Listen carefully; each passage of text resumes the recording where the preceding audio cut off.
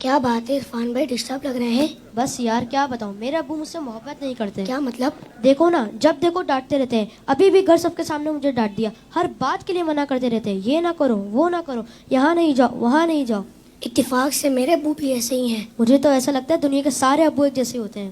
صحیح کہہ رہے ہیں آپ، نہ کہیں گھومنے لے کر جاتے ہیں اور نہ ہی کوئی میری فرمائش پوری کرتے ہیں۔ صرف سنڈے کے سنڈے دیکھنے کو ملتے ہیں، ورنہ صبح جاتے ہیں اور رات کو ہمارے سونے کے بعد آتے ہیں۔ دوسرے بچوں کے پاپا انہیں مہنگے مہنگے کھلونے اور چیزیں دلاتے ہیں، میرے ابو تو بس مجھے امید ہی دیتے رہتے ہیں۔ جی ہاں، آپ نے بالکل صحیح کہا، دنیا کے سارے ابو ایک جیسے ہی ہوتے ہیں۔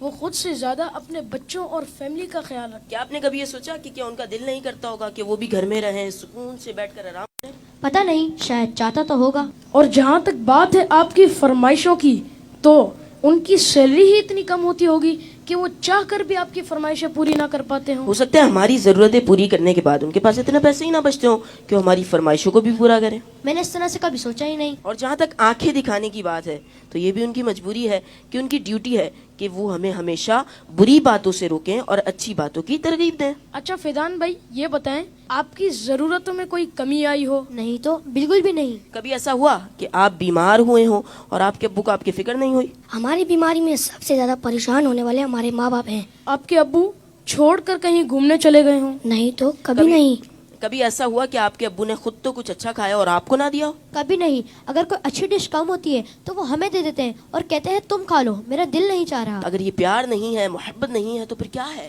ماں اور باپ دونوں ہی محبت کرتے ہیں، لیکن ماں کی محبت نظر آ جاتی ہے اور باپ کی محبت کو محسوس کرنا پڑتا ہے۔ میں کتنا غلط سوچ رہا تھا اپنے ابو کے بارے میں۔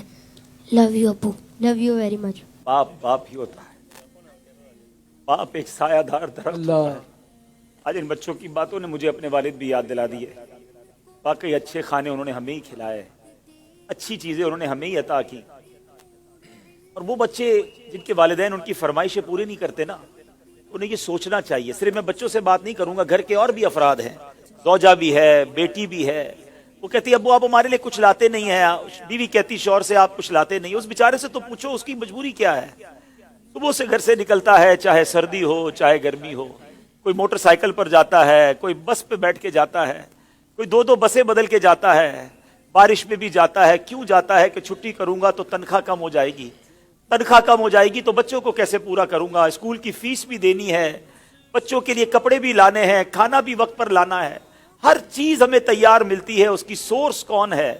وہ سورس ہمارے والد ہیں۔ اور بہت پیاری بات اس بچے نے کہی کہ ماں کا پیار تو نظر آتا ہے، والد کا پیار محسوس کرنا پڑتا ہے۔ پوچھو ان سے جن کا باپ چلا گیا۔ والد ایک سایہ دار درخت ہے۔ کبھی درخت کو دیکھا آپ نے؟ اس کے اوپر کے پتے گرم ہوتے ہیں، وہ ساری دھوپ اپنے اوپر سہ لیتا ہے اور اس کے نیچے اپنے بچوں کو چھاؤں دیتا ہے۔ اگر لوگ بعض اوقات اپنے والد کی قدر نہیں کرتے، اپنے والد سے الجھتے ہیں، اپنے والد کو برا بھلا کہتے ہیں، یاد رکھیے میرے آقا فرماتے ہیں، اس کا مضمون یہ ہے کہ والد کی رضا میں اللہ کی رضا ہے اور والد کی ناراضی میں اللہ کی ناراضی ہے۔ کبھی اپنے باپ کو ناراض مت کرنا۔ اگر وہ بوڑھے ہو گئے ہیں تو اب تمہاری باری آئی ہے، ان کی خدمت کرو، انہیں یہ احساس دلاؤ کہ اب میری باری ہے آپ کی خدمت کرنے کی۔ ہم اپنی ماں کو تو کہہ بیٹھتے کہ ماں میں تم سے بہت پیار کرتا ہوں۔ میں ساری دنیا کے بچوں سے پوچھتا ہوں کہ کب اپنے باپ کو کہا تھا کہ ابو آئی لو یو، والد صاحب میں آپ سے بہت پیار کرتا ہوں۔ آپ دنیا میں آج میں جو کچھ ہوں ابا جان میں آپ کی وجہ سے ہوں، یہاں تک پہنچایا مجھے آپ نے ہے۔ ارے جس نے انگلی پکڑ کر چلانا سکھایا، جس نے ہر مشکل میں کہا گھبرانا نہیں، میں تمہارے ساتھ ہوں۔ کہیں پھنس جاتا تھا تو ابو کے پاس آتا تھا، وہ کہتے بیٹا میں سنبھال لوں گا۔ اب وہ جب چلے گئے اب پتا چلتا ہے کہ کون ہے جو سنبھالے گا۔ بچپن اور بڑھاپا برابر ہوتا ہے۔ جب ہم چھوٹے تھے ہم نے بڑی ضدیں کی، ہم نے بہت اپنی باتیں منوائیں۔ اب سمجھو والد صاحب کا جب بڑھاپا آ گیا تو میں نے ان کی باتیں ماننی ہیں، ان کی غصے کو برا نہیں ماننا، ان کے ٹوکنے کو برا نہیں ماننا۔ کبھی باپ کا دل مت دکھانا، یہ مت کہنا کہ آپ کو نہیں معلوم۔ ارے اسے کہتے ہو کہ نہیں معلوم جس نے ہمیں چلنا سکھایا، جس نے ہمیں کھڑا ہونا سکھایا، ہر مشکل میں جس نے ہماری مدد کی۔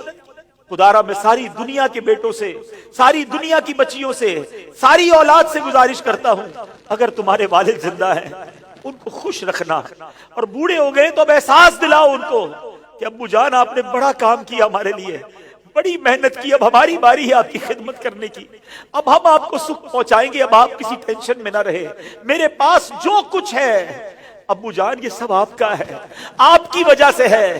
तुफ है उस औलाद पर जो अपने वालिद को कहती है कि ये मेरा है आपका नहीं है, मैंने कमाया है आपने नहीं कमाया। ये कभी मत कहना मेरे पास जो कुछ है, जो शराफत है, जो इज्जत है, जो दौलत है, वो सब कुछ माँ बाप की वजह से है, वो वालिद की वजह से बिलखुसूस है। अपने वालिद को बुढ़ापे में खुशी देना, और जिनके माँ बाप चले गए अब उनके लिए खूब इसाले सवाब करे, उनकी कब्र पर जाया करे, वहां दुआएं किया करे।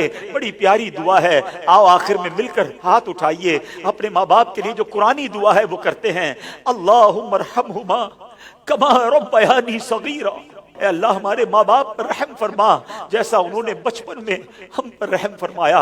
जिनके माँ बाप जिंदा है मौला उनको हयाती अता फरमा, सेहत अता फरमा, नेकियों वाली तवील जिंदगी अता फरमा, और जिनके माँ बाप चले गए ए अल्लाह उनकी कब्रों को जन्नत का बाग बना दे, उनकी बेहिसाब मग़फ़िरत फरमा। तेरे दरबार में हम दुआ करते हैं, उन्होंने हम पर बड़ी मेहरबानियां की हैं, तो हमारे माँ बाप पर मेहरबानी फरमा। आमीन बिजाहिद नबील अमीन सल्लल्लाहु तआला अलैहि वसल्लम। मैं इन बच्चों का शुक्रिया अदा करता हूँ। उम्मीद है कि आज आपके इस सेगमेंट की वजह से कई बेटे अपने माँ बाप बिलखुसूस वालिद के करीब हो जाएंगे। अगर किसी ने बाप का दिल दुखाया है आज ही जाके माफी मांग लो, उनके पैर पकड़ लो, क्योंकि वालिद राजी तो रब राजी, वालिद नाराज तो रब नाराज। जन्नत में मुस्तफा के सहाबा जहां रहे,